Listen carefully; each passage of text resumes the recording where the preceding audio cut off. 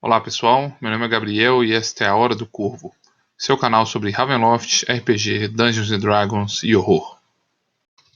Hoje vamos explorar o domínio de Cíticos, um reino habitado por elfos e repleto de sombras e horrores ancestrais. Preparados? Então sigamos pela velha estrada do mercador, por entre as altas árvores e a névoa úmida de Cíticos, enquanto uma incômoda sensação de opressão e pesar parece se apoderar de nossos corações.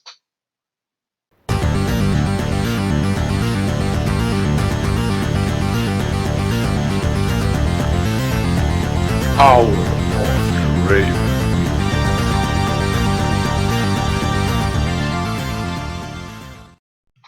Cíticos é um dos únicos domínios das Terras das Brumas que é majoritariamente habitado por não-humanos.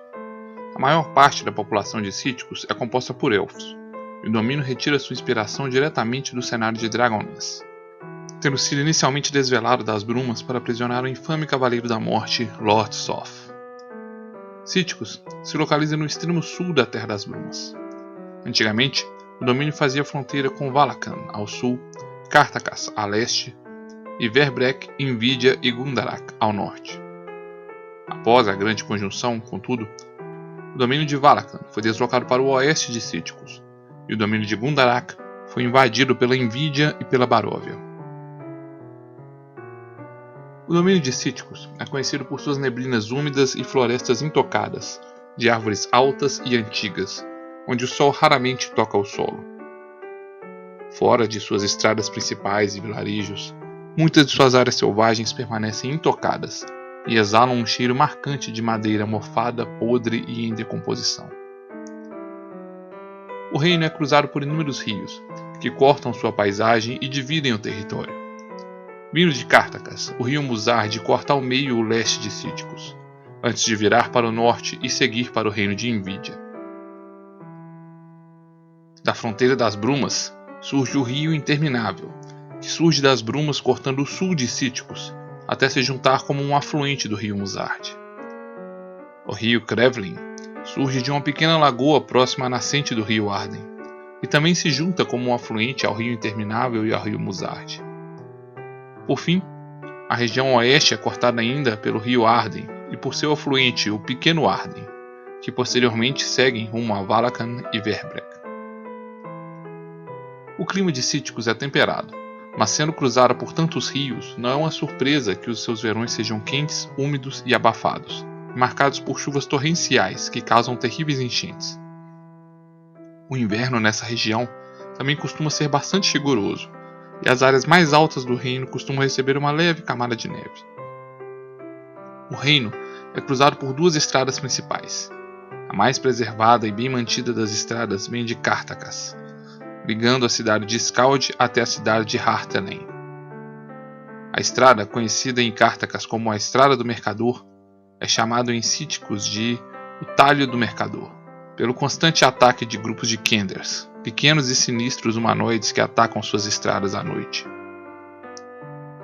A estrada segue paralela ao rio Muzard, e a floresta densa de árvores altas que seguem ao seu redor favorece a atuação destes criminosos. Atualmente, mercadores têm trabalhado para desmatar e queimar a floresta ao longo da estrada, para garantir maior segurança e visibilidade aos viajantes, mas as matas têm crescido de forma insistente ao redor das estradas e demais áreas desmatadas. A única outra via que pode ser considerada como uma estrada fica a oeste de Cíticos, e é conhecido como a Estrada do Elfo, ou Eshitir, na língua élfica. Essa estrada liga as cidades de Roth e Mal Erech, de onde então seguem até o domínio de Valakan. A leste de Cíticos, acima do Pequeno Arden, se iniciam as vastas florestas que seguem até o domínio de Verbrek, e o canal do rio serve como uma barreira natural para os lobos que infestam aquelas terras. Ao sul do rio Arden, as colinas desaparecidas se erguem ao sul, até desaparecerem na fronteira de Brumas. Essas elevações mantêm seus topos cobertos de neve até a primavera, e as constantes névoas que emergem da fronteira tornam sua exploração bastante perigosa. No centro do reino, cortando a face de Cíticos com uma enorme cicatriz, está o grande desfiladeiro. Ao redor deste grande abismo e fenda, nenhuma vegetação cresce, restando apenas algumas árvores mortas em suas proximidades.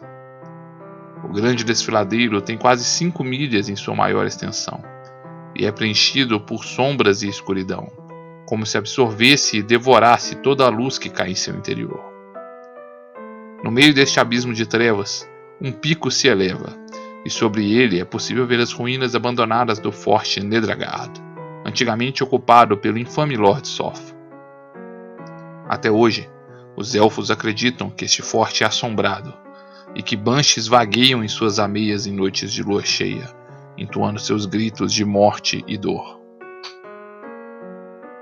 Ao norte do rio Musard e da Estrada do Mercador, a Floresta do Lobo de Cartacas continua a se espalhar pela fronteira leste e se torna a mais densa floresta de cíticos, conhecida na região como a Floresta da Fumaça. Essa floresta tem uma reputação assombrada, e suas árvores são tão altas que a luz do sol raramente ultrapassa a copa das árvores para tocar o solo.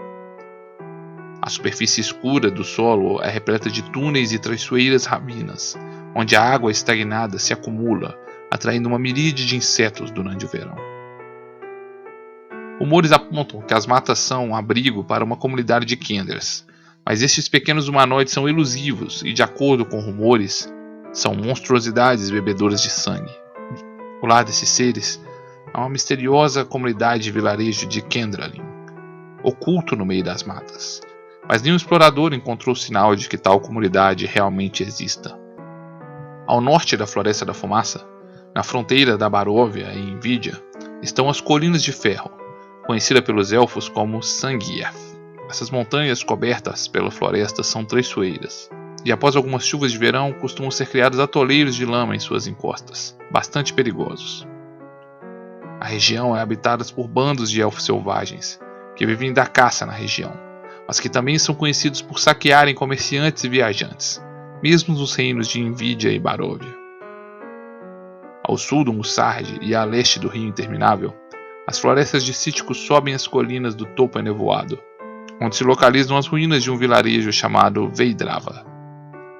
Neste local, era realizada a exploração das minas de sal, mas o vilarejo se encontra em ruínas e abandonado, desde o evento conhecido como a Hora das Sombras Gritantes. Talvez um dos aspectos mais curiosos e controversos entre os registros atuais e antigos dos exploradores de cíticos seja a bizarra alegação de que o céu deste reino não partilhava a mesma lua com o resto dos domínios das Terras das Brumas. Antigos relatos apontam que não era possível avistar de cíticos a lua clara e brilhante que cruza o céu dos demais domínios das Brumas, mas que seu céu era navegado por uma misteriosa lua negra, chamada Nuitari. Essa lua era visível apenas para aqueles dedicados aos estudos arcanos sombrios ou abraçados pela escuridão, ou então quando sua forma obscurecia a luz das estrelas. Nos eventos conhecidos como a Hora das Sombras Gritantes, uma nova lua de luz clara teria finalmente sido avistada nos céus, e fontes divergem sobre o destino de Nuitari. Alguns dizem que as duas luas se uniram em uma única lua, e outros que Nuitari, a lua da escuridão, teria despencado do céu sobre o forte Nedragard e espalhado suas sombras malignas por todos os cíticos. A flora de Cíticos é composta por grandes árvores altas, mas também por carvalhos, bétulas, zimbro, amieiros e freixos.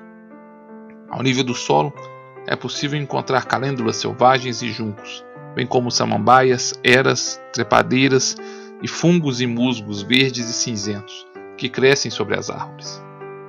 Alguns viajantes apontam para a existência de algumas plantas carnívoras, e lendas apontam para uma rara espécie de morfo, que é capaz de possuir aqueles que adormecem próximos a estes.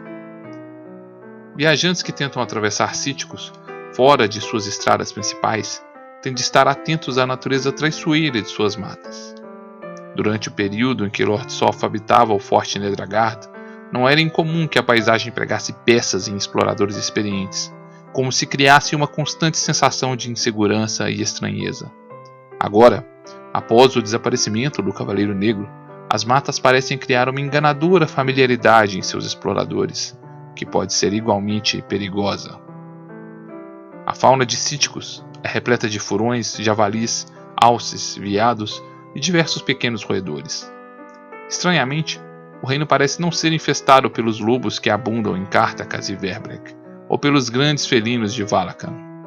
No lugar destes predadores, muitos relatos indicam sobre a presença de formigas, vespas, besouros e aranhas de tamanho descomunal, que caminham por suas matas fechadas.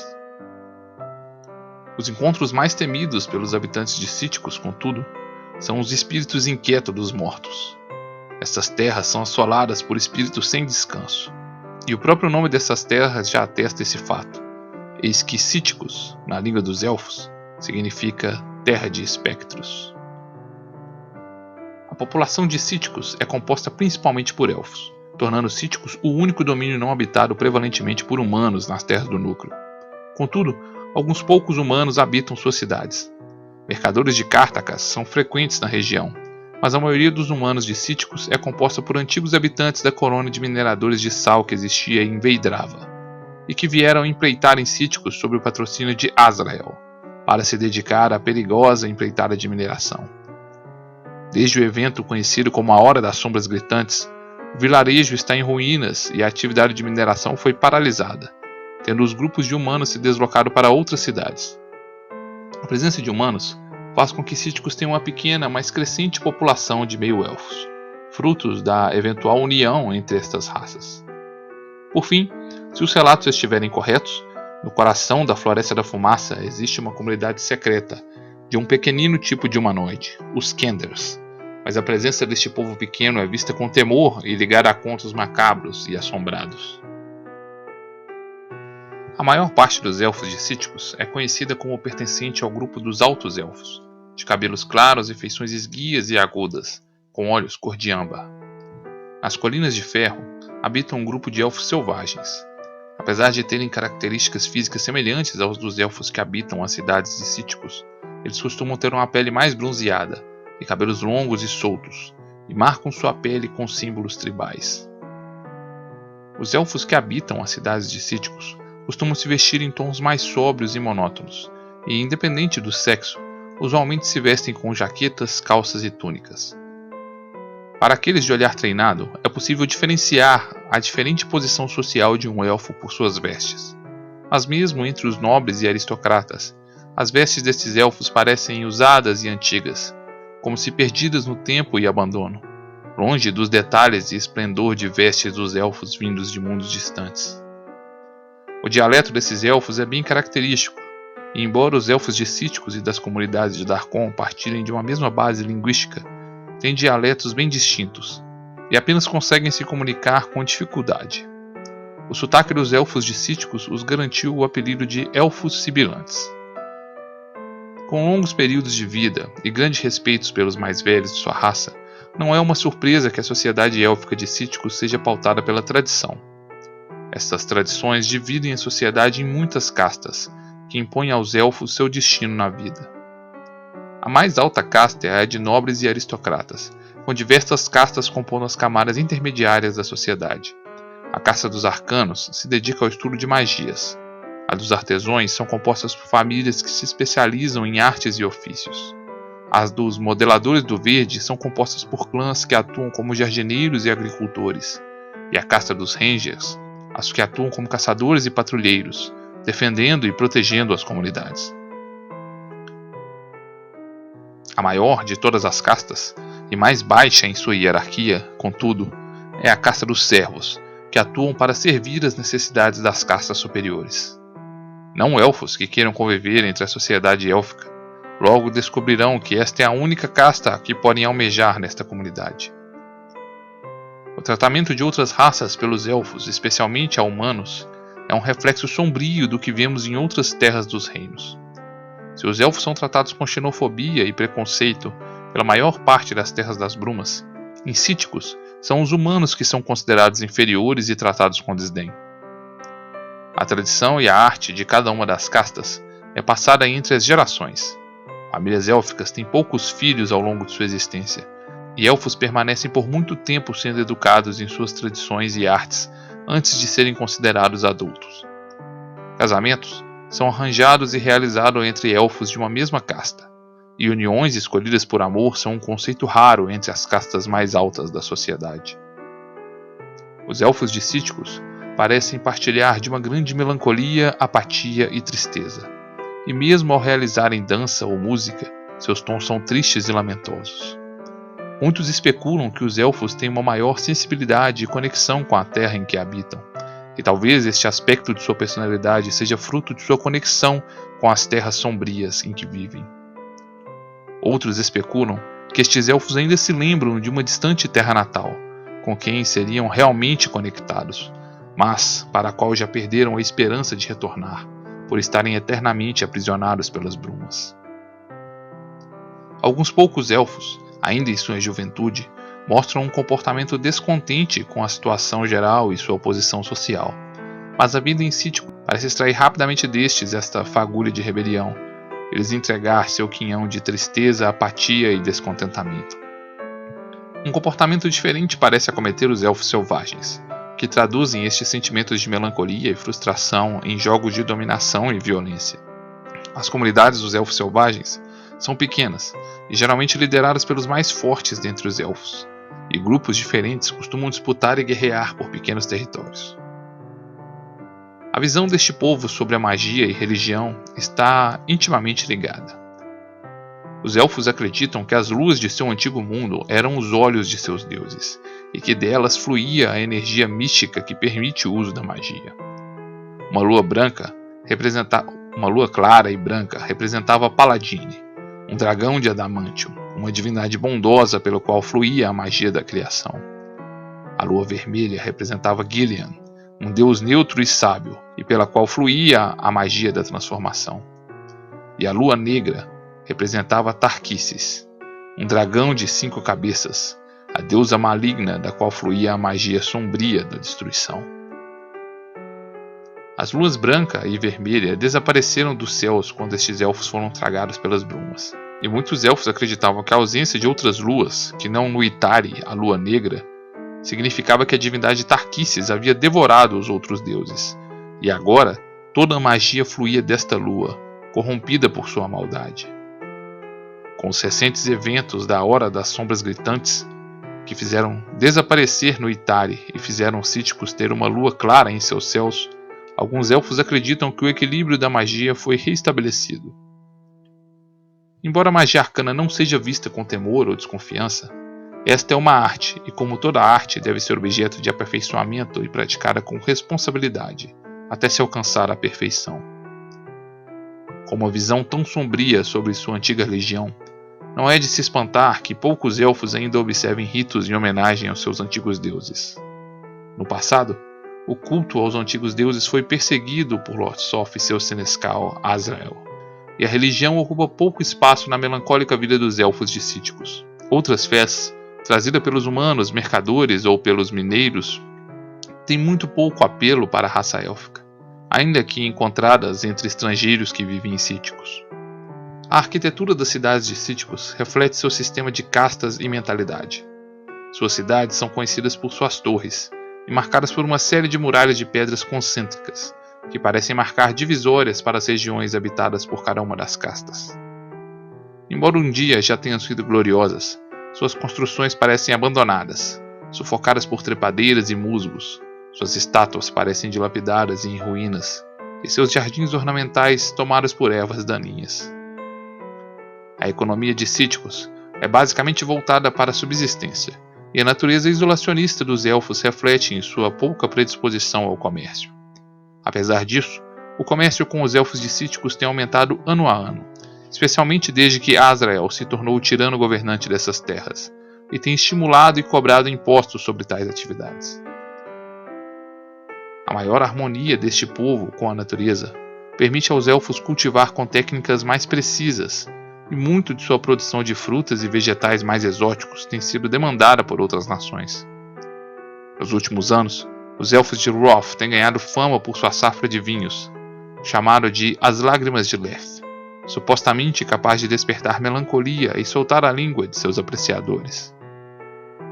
Outros desejados artefatos comercializados pelos elfos com outros reinos são o seu artesanato, especialmente suas sóbrias estatuetas feitas com troncos de árvores mortas. Cíticos ainda comercializa pele de animais e madeira, mas impedem a participação de humanos nessas atividades. O comércio de sal, advindo de suas minas, era monopolizado por Azrael, mas apesar da alta demanda, a exploração dessas atividades se encontra suspensa. O governo de Cíticos é exercido de forma tirânica por Azrael Dark, um anão que atuava em nome de Lord Soth como seu senescal e efetivo governante.